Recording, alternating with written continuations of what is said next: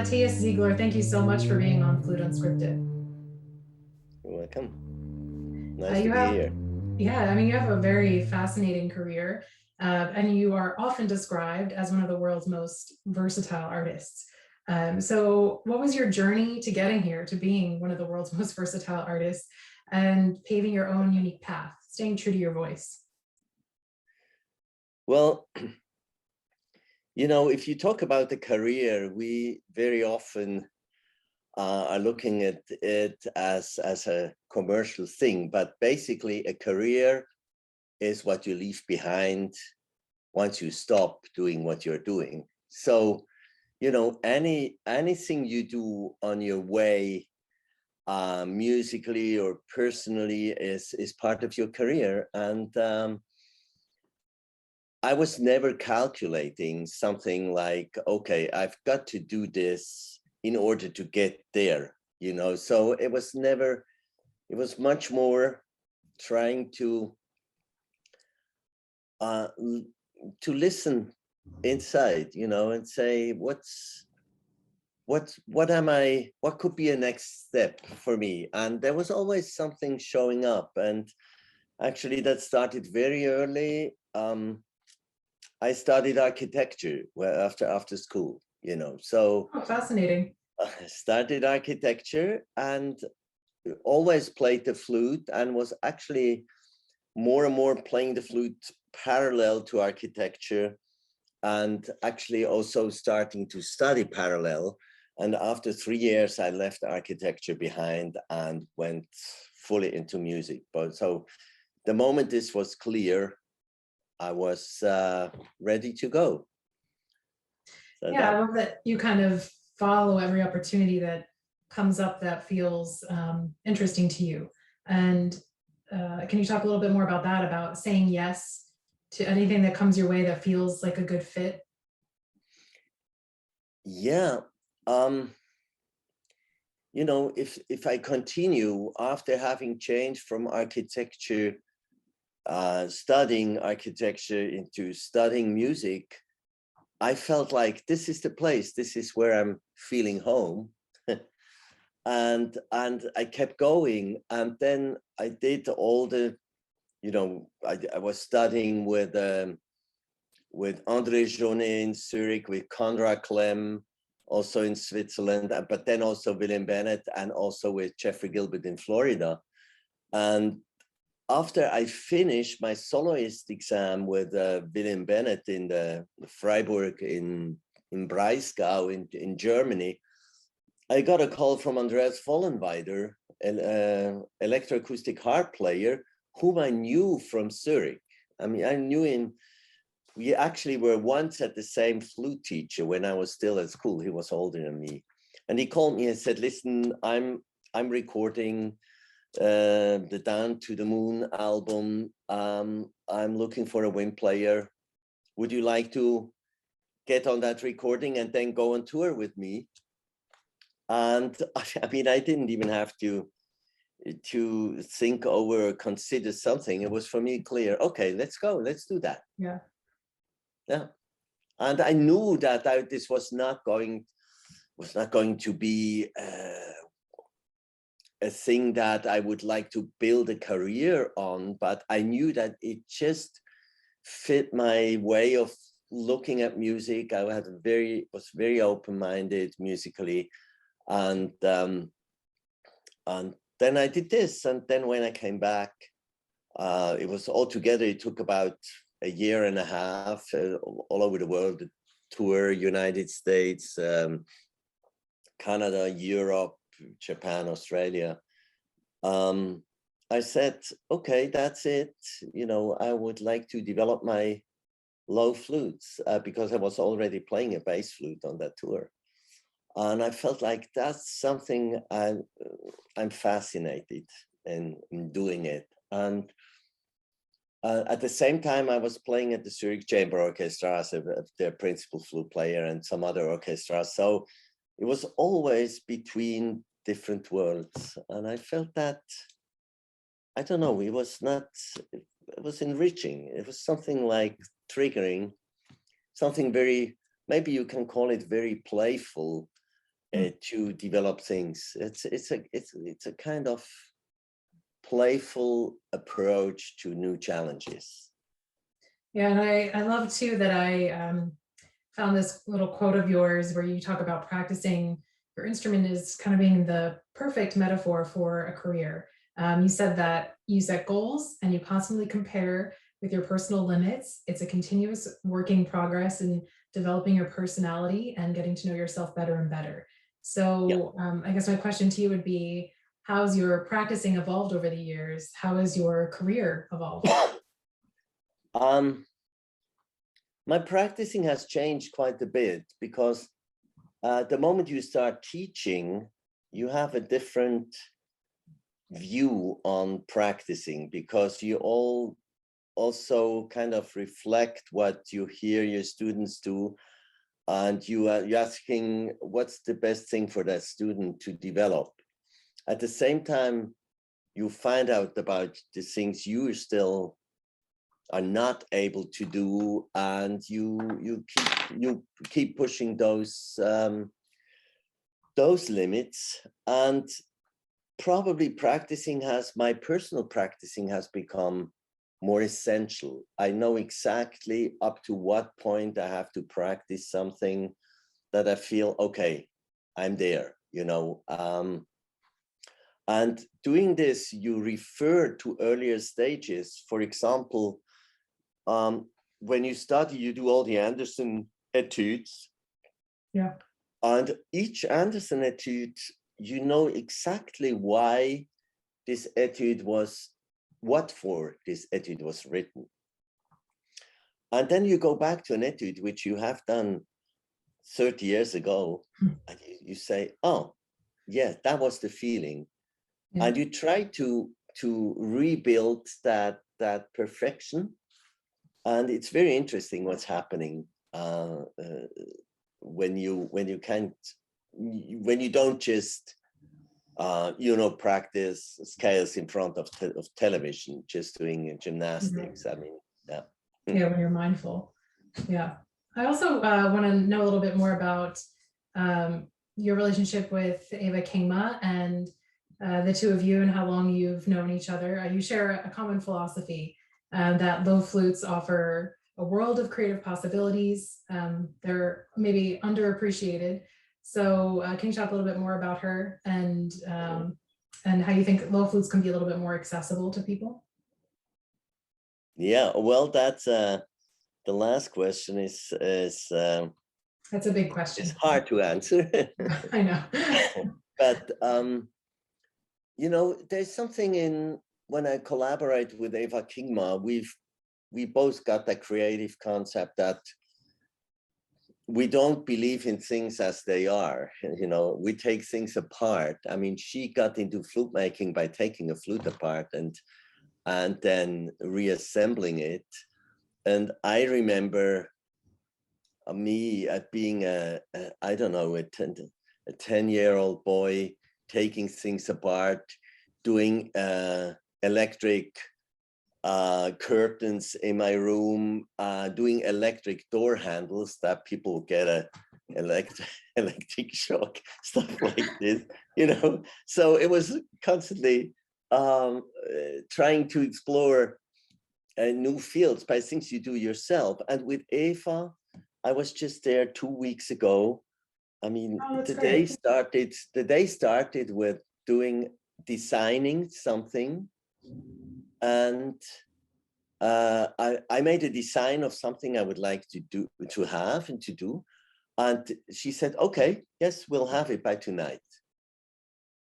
And it's a little clamp to put on the contrabass flute that I'm able to play the piccolo and the contrabass in one. With the rest of the air, I blow into the contrabass flute. And so she worked on this, and I took it with me. I took it home with me, and it was just something new. We both didn't know that this was really going to happen. And since I collaborate with her, which might be since 1993 or 4, when I was interested in buying an alto flute, and I met her. that collaboration grew. And then, of course, with the Kingma system, it grew. Yeah. Well, it must also be really creatively fulfilling to have a partnership like that and a friendship with someone where you can talk about ideas, and then, as you said, they just come to life, and pretty quickly too. Yeah. And the amount of energy you get out of such a project, and Yeah. it's like a creative motor. And of course, if you have a person like her where you exchange ideas, we've been traveling together, we've been at exhibitions together. She, she came to concerts. She heard me doing things. We discussed the music. It's just on many levels we were sharing things. And the last big project now was the Chrollo flute sessions that we are having every summer at her place, where we have kind of a masterclass team teaching between Wissam Bustani and Ian Clark and myself. That's fantastic. Yeah. So that's, that came out of it, and unexpected, actually. It just was just. Well, that's how the best things happen, right? Unexpectedly, Yes. unplanned. Yeah. Can you talk about, I guess, your interest in low flutes and your collection a little bit? I know you were initially drawn to the flute. You loved also that it was small and easily transportable. And then you developed quite a collection of low flutes that are big and probably kind of a hassle to travel around with. So what are some of the realities of touring with your flutes and traveling with them? Well, schlepping is a big issue, yes, for bass flute players. It was, I mean, every bass player knows that people come up to him and say you'd rather picked up the flute for, and I'm married to a bass player, so I can say yes. Okay. So I you get know lots that, of eye rolls when I complain about having to carry my flute somewhere with my music. Yeah. And when I've been touring a lot with Mark Dresser, the American bass player from San Diego, and when he's asked that, he said, "You don't know Matthias Ziegler. He's sleeping much more than what I do." I'm actually traveling with 50 kilos of weight, and one big suitcase, 25 kilo on my back. That's back here. That's the case I'm having, where I have the contrabass flute, the bass flute, and the alto flute in it. Wow. And that's 14 kilos. And I put this into a huge trekking bag, put my clothes around, and then, that goes under. And then I have the electronic part in another suitcase, and then the cabin luggage, like the very sensitive computer stuff. Yeah. So, yeah. And what do you do when something goes out of adjustment or you need tuning up and you're maybe somewhere remote or on the road and there's not someone readily available? Yeah, it can go wrong on many levels. One of them is the electronics. I've been soldering equipment the night before the concert.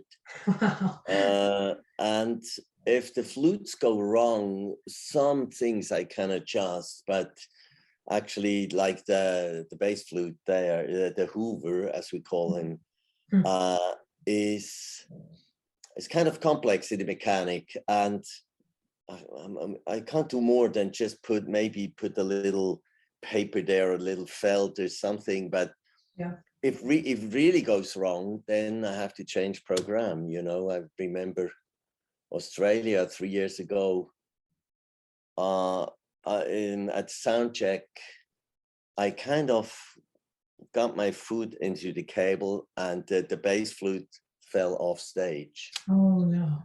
And was totally damaged. I mean, the lip plate went off, and it was like impossible to play. Yeah. That hurt. But then I played the whole program on the contrabass flute and just changed pieces. What can you do? But it's kind of That was one of the reasons why I went now to Eva Kingma. I have some important concerts coming up, and I just wanted the tools to be okay. Yeah. So Well, we and you just have a lot of these modern low flutes, and then to throw into the mix, you have a Louis Lot from around the yeah. 1880s. Why the Louis Lot? I know you've maybe toyed around with a couple of different head joints on it, but have you ever thought of getting a more modern concert flute? Well, if I would find a flute that would sound better in my ears, then I might buy it. No, I don't buy any more flutes, but it's the Louis Lot. I don't know. There was, of course, the whole story with William Bennett, and I had a chance to buy a very beautiful Louis Lot, and I'm actually playing it with a Miguel Arista head joint. Great. And that kind of gives the total Louis Lot character, but it kind of puts it on a bigger scale. Yeah. And what I have is a Eva Kingma system flute. That's a modern flute. And there, with that flute, with a Kingma system, I can feel what it would sound like to have a flute like this Brannan, like a modern flute. And I still think that flute making goes into a direction that you want to have a bigger sound, but many flutes have more fundamental, a louder fundamental note, but they have a lack of harmonics. And if you then, and also of harmonics which are slightly off the scale, which add some color, which help to the sound to carry. And that's actually my sound concept, to have all the harmonics ringing. And it's, for me, has been an interesting journey because that concept became more and more clear through the years. So I never felt like I need a more modern flute. Yeah, it's the Louis Lot suits you. It's your match. Yeah, it's yes. So and you amplify all of your flutes. You put a lot of thought into that and into your staging and presentation. And you were telling me a little bit at the beginning here about this space behind you. So what factors do you take into consideration when staging a concert? And do you think some venues lend themselves to your performances a little bit better than others? Yes, that's definitely true. One thing is the size. Maybe the first thing is the size of a stage. If I'm playing a flute solo program, it doesn't make sense to play it at Radio City Music Hall, right, as we played with Andreas Vollenweider, because there you have a band we were as a band on stage, and it's huge, and you get that sound, but nobody looks at the details you're doing on stage. And with my concerts, the audience still sees me doing things like kicking doing key clicks and blowing from distance and maybe singing into the flute, all that stuff that would just come over in a bigger hall, like just a normal sound, maybe electronic sound. On a smaller scale, people enjoy this much more. So for me, a hall up to 300 people is a perfect size for my flutes for solo programs. And then for the flute concertos, I have this one flute concerto by Benjamin Yusupov from Tajikistan. There, I'm a soloist with the orchestra. So there I need bigger amplification behind the orchestra, and it has to match the size of the theater. So there I'm playing theater, maybe 2,500, like traditional concert halls. It needs a different kind of amplification. Yeah. And I know this kind of goes hand in hand with that. And I know this is another big question and a loaded question, but can you talk a little bit more about balancing the technical aspect of your performances, the technology, as well with the artistic aspects? Yes, I mean, it kind of goes the same direction. I feel like if people can still somehow follow what I'm doing, it's just more magic in what I'm doing. And I'm trying not to use electronic equipment in the sense of a octaver or flanger or harmonizer, stuff like this. I'm doing all the effects myself. All the effects I'm doing are playing techniques. So what I'm doing is pure amplification of the flute. Because if I would, as soon as you add some of the other stuff, people don't believe anymore what you are doing. So I'm kind of still a natural product, you know, when I'm presenting.